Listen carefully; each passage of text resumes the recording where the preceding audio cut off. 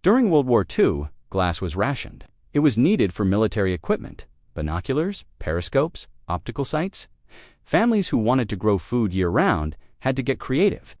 They discovered something remarkable. You do not need expensive heated greenhouses to grow vegetables in winter. You need to understand heat, where it comes from, how to capture it, how to store it.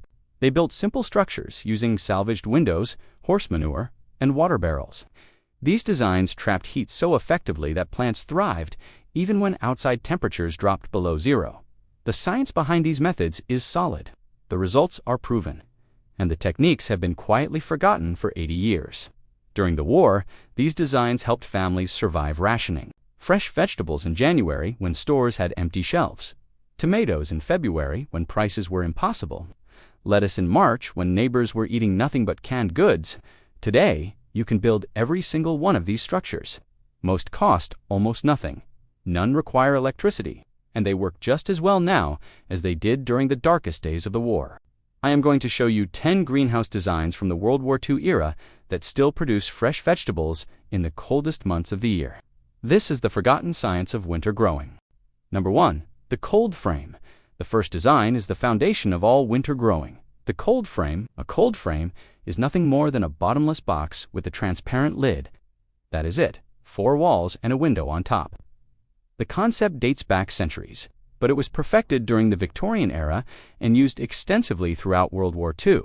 When glass became rationed, families salvaged old windows from bombed buildings and constructed cold frames in their gardens. Here is how it works. Sunlight passes through the glass and heats the soil and air inside the frame. The glass then traps that heat, preventing it from escaping. Even on a cold winter day, the temperature inside a cold frame can be 20 to 30 degrees warmer than outside. The traditional design is simple. Build a wooden box about 12 inches tall in the back and 8 inches tall in the front. This slope allows water to run off and maximizes sun exposure. Place an old window or piece of glass on top as a lid. Position the frame facing south to capture maximum sunlight. The back wall should face north. Cold frames extend your growing season by 2 to 3 months on each end. You can start seeds weeks earlier in spring and continue harvesting weeks later in fall. With the right crops, you can grow straight through winter. Hardy vegetables like spinach, kale, lettuce, and Asian greens thrive in cold frames, even when snow is falling outside. The frame protects them from wind, frost, and extreme temperature swings. The key is ventilation.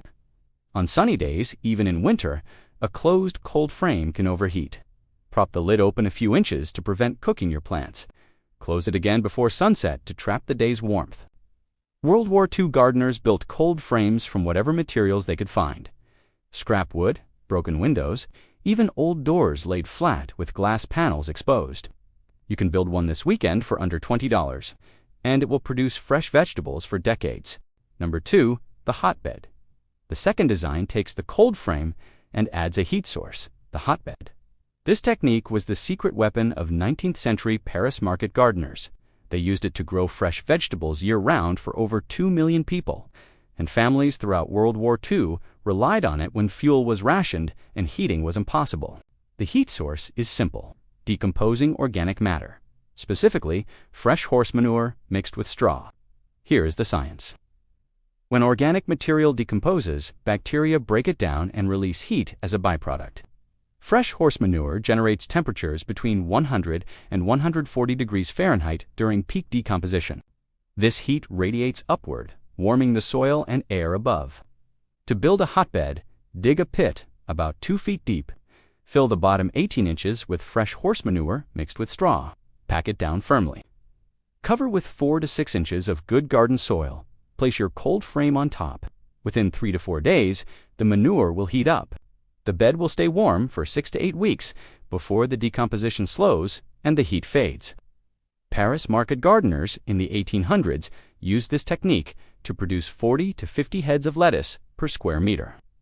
They achieved this in the middle of winter, in a climate similar to New York or Chicago. During World War II, when horses were still common for transportation and farm work, manure was readily available.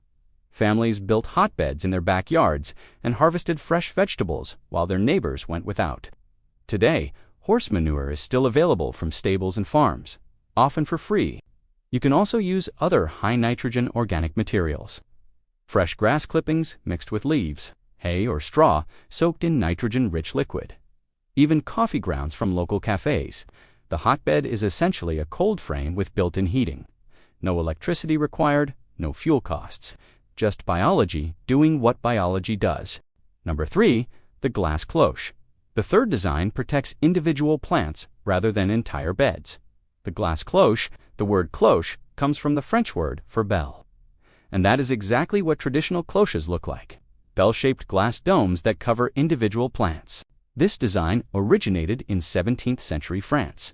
Italian glassblowers created the first versions around 1648. French market gardeners quickly adopted them and used them for centuries to protect valuable crops. A cloche creates a miniature greenhouse around a single plant. Sunlight passes through the glass, heats the plant and surrounding soil, and the dome traps that warmth. The result is a protected microclimate, several degrees warmer than the surrounding air. During World War II, glass cloches were treasured possessions. Families passed them down through generations. When originals broke, gardeners improvised with large glass jars, cut-off glass bottles, or even clear glass bowls turned upside down. Cloches are particularly effective for protecting young transplants in early spring and extending the harvest of heat-loving plants in fall. A tomato plant under a cloche can continue producing weeks after unprotected plants have died from frost. The key limitation is ventilation. On sunny days, cloches must be removed or tilted to prevent overheating. Victorian gardeners used special cloches with removable tops or built-in ventilation holes. Modern gardeners can replicate this design with large plastic bottles cut in half, glass jars, or purpose-built plastic cloches available at garden centers. The beauty of the cloche is its simplicity. One plant, one cover, instant protection. No construction required. Number 4, the pit greenhouse. The fourth design goes underground. The pit greenhouse, also known as a Walipini, this ancient technique uses the earth itself as insulation and heat source. While air temperatures swing wildly between day and night, between summer and winter, the temperature 6 to 8 feet underground remains remarkably stable, typically between 50 and 55 degrees Fahrenheit year-round. A pit greenhouse captures this underground stability. You dig a rectangular hole 6 to 8 feet deep. The walls are either reinforced with stone, brick, or timber, or left as compacted earth. A transparent roof of glass or plastic covers the top, sloped to face south for maximum sun exposure. The earth walls absorb heat during the day and release it at night. The underground temperature moderates extreme cold. The transparent roof lets in sunlight while trapping warm air inside. In Bolivia, where this design is called a Walipini, farmers grow tropical fruits in high mountain regions where surface temperatures drop below freezing regularly. During World War II, resourceful gardeners built simplified versions. They dug pits 3 to 4 feet deep with angled glass covers. These semi-underground structures required no heating even in harsh winters. The advantages are significant. Underground greenhouses maintain more stable temperatures than any above-ground structure. They require no fuel, they are protected from wind damage, and they are remarkably effective in cold climates. The disadvantages are the labor required to dig and the potential for water drainage problems. Proper site selection is critical. Choose high ground where water naturally drains away. If you have the space and the energy to dig, a pit greenhouse is one of the most effective winter-growing structures ever developed. Some remain productive for decades with minimal maintenance. Number 5. The lean-to greenhouse. The fifth design uses an existing structure for support and heat. The lean-to greenhouse, a lean-to, is built against the south-facing wall of an existing building, usually a house, barn, or shed. The building provides the back wall, and the greenhouse extends outward with a sloped glass or plastic front. This design has two major advantages. First, construction is simpler and cheaper. You only need to build 3 walls and a roof, instead of 4 walls and a roof. The existing building handles one entire side.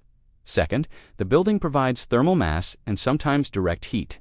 A brick or stone wall absorbs heat from the sun during the day and releases it slowly at night. If the wall belongs to a heated building, some of that heat transfers into the greenhouse. Victorian gardeners built elaborate lean-to greenhouses against the walls of manor houses. They grew exotic fruits and flowers that had no business surviving British winters. During World War II, families built simple lean-to structures against their homes. They used salvaged windows and scrap wood. The house provided warmth, and the lean-to extended the growing season significantly. The ideal wall faces south and receives direct sunlight for most of the day. A dark-colored wall absorbs more heat. Brick and stone work better than wood because they have higher thermal mass. Modern gardeners can build a lean-to greenhouse against any suitable wall. The connection to the house makes it convenient to access, easy to monitor, and simple to water. Some designs even include a door from the house directly into the greenhouse. Number 6. The French intensive system. The sixth design is not a single structure, but a complete system. The French intensive method. In the 1800s, Paris was fed almost entirely by market gardeners working small plots within and around the city.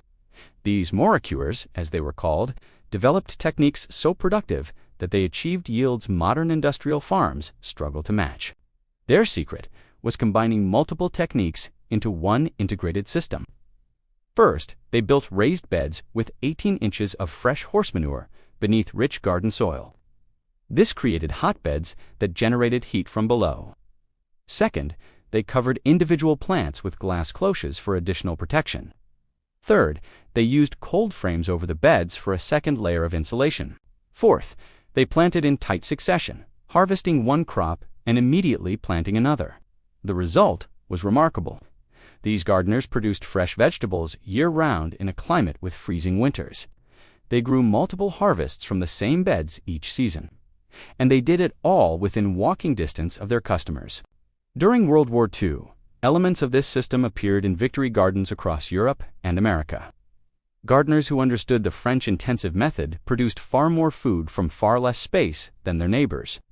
The core principle is layered protection. Each layer adds temperature gain. A hotbed might add 20 degrees. A cold frame adds another 15. A cloche adds another 10. Combined, you can maintain growing temperatures, even in severe cold. Modern practitioners like Elliot Coleman have proven this system works in climates as harsh as coastal. Maine, his farm produces fresh vegetables year-round, using unheated greenhouses and row covers based directly on 19th century French techniques. Number 7. The row cover tunnel. The seventh design is the simplest possible greenhouse structure. The row cover tunnel, also called a low tunnel or caterpillar tunnel, this design requires only 3 things: flexible hoops, clear covering material, and something to hold the edges down.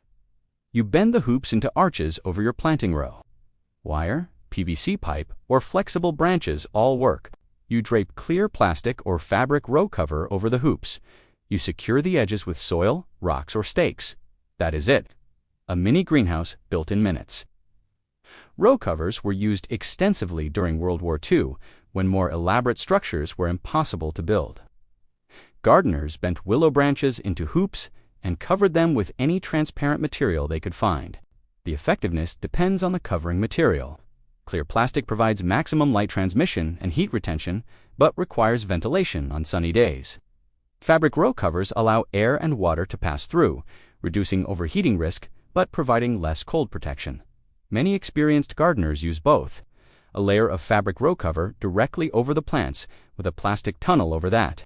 The fabric protects the plants from direct contact with cold plastic. The plastic provides maximum insulation. Row cover tunnels are perfect for gardeners with limited space or limited budgets. They can be set up in minutes and removed when no longer needed. They extend the growing season by several weeks on each end and can protect hardy crops through mild winters. For more severe cold, combine row covers with the other techniques discussed. A row cover inside a cold frame provides remarkable protection. Number 8. Thermal mass water storage. The 8th design uses water to store and release heat. Thermal mass water storage. Water has an extraordinary capacity to absorb and hold heat. A single gallon of water can absorb and store 4 times more heat than the same volume of air. This makes water one of the most effective thermal mass materials available. The technique is simple. Place large containers of water inside your greenhouse or cold frame. During the day, sunlight heats the water. At night, the water slowly releases that stored heat, keeping temperatures warmer than they would otherwise be.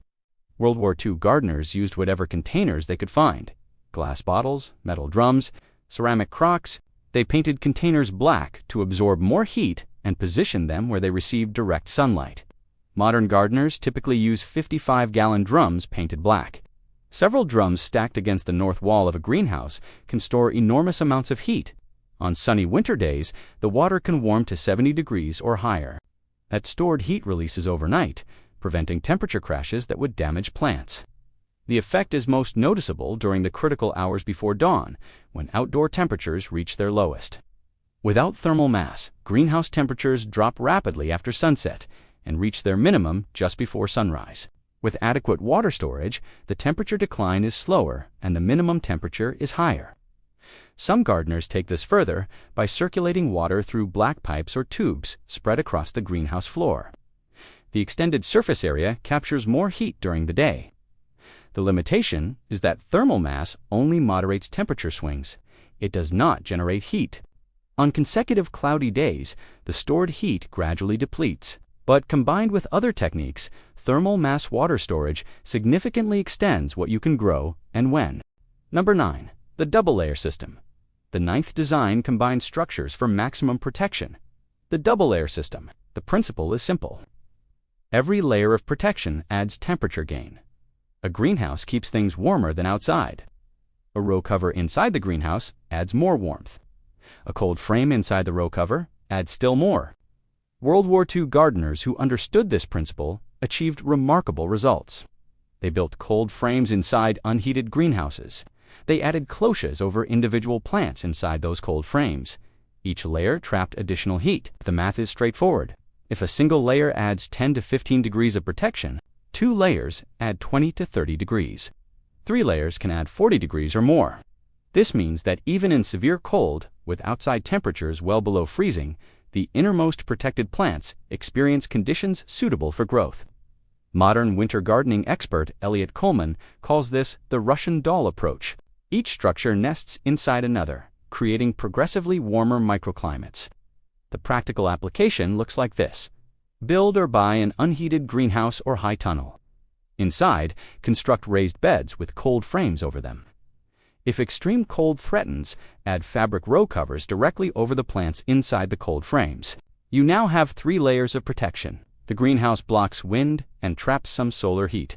The cold frame concentrates heat around the beds. The row cover creates a tiny protected zone immediately around the plants. This system requires no electricity, no fuel, and minimal cost beyond the initial construction. It works in climates far colder than most people believe possible for winter growing.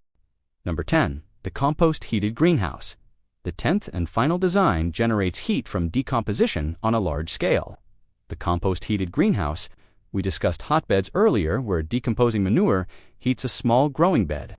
The compost heated greenhouse applies the same principle to an entire structure. A large compost pile generates significant heat during active decomposition. Internal temperatures can reach 140 to 160 degrees Fahrenheit. Even the air immediately around an active pile is noticeably warmer. Gardeners have experimented with capturing this heat for centuries. During World War II, when fuel was scarce, some families built greenhouses directly over or adjacent to large compost operations. Modern designs typically use one of 3 approaches. First, building the compost pile inside the greenhouse itself. The decomposition generates heat that warms the entire space. The challenge is managing moisture and odor. Second, building the compost pile against the north wall of the greenhouse with heat transfer mechanisms. Pipes carrying water run through the pile, absorbing heat and circulate through the greenhouse. Third, placing the greenhouse over an underground composting chamber. Heat rises from below, warming the growing space above. The most sophisticated systems combine compost heat with thermal mass storage. Heat generated during peak decomposition is captured in water or stone and released gradually over time. The advantage of compost heating is that you are generating heat from waste materials. Kitchen scraps, yard waste, animal bedding, and crop residues become fuel for your heating system. The finished compost then fertilizes your beds. The disadvantage is the labor required to maintain active decomposition. Compost piles need regular turning, moisture management, and carbon-tune nitrogen balancing. This is not a passive system. But for gardeners already managing significant compost operations, directing some of that heat into a growing structure makes perfect sense. It is free heat from materials you were already processing. These 10 designs represent centuries of accumulated wisdom, knowledge that was essential during World War II and remains just as valuable today. The cold frame, the hotbed, the glass cloche, the pit greenhouse, the lean-to, the French intensive system, the row cover tunnel, thermal mass water storage, the WLAR approach, and the compost-heated greenhouse. None of them require electricity. None of them require fossil fuels. All of them can be built with materials that are free or nearly free. During World War II, families used these techniques to survive rationing and shortages. They grew fresh vegetables when stores had empty shelves. They fed their families when money was tight and food was scarce. The same techniques work today. Whether you want to reduce your grocery bill, eat fresher food, become more self-sufficient, or prepare for uncertain times, these designs provide the foundation. Fresh tomatoes in January are not impossible. They do not require expensive heated greenhouses or massive energy bills. They require only understanding how heat works and applying designs that capture, store, and retain that heat effectively. Our great-grandparents knew this. Wartime gardeners proved it. And now you know it too. Build one of these structures this year. Start with a simple cold frame if you are new to winter growing. Add complexity as you gain experience. Within a few seasons, you will be harvesting fresh vegetables while your neighbors pay premium prices for tasteless imports. The forgotten science of winter growing is forgotten no more.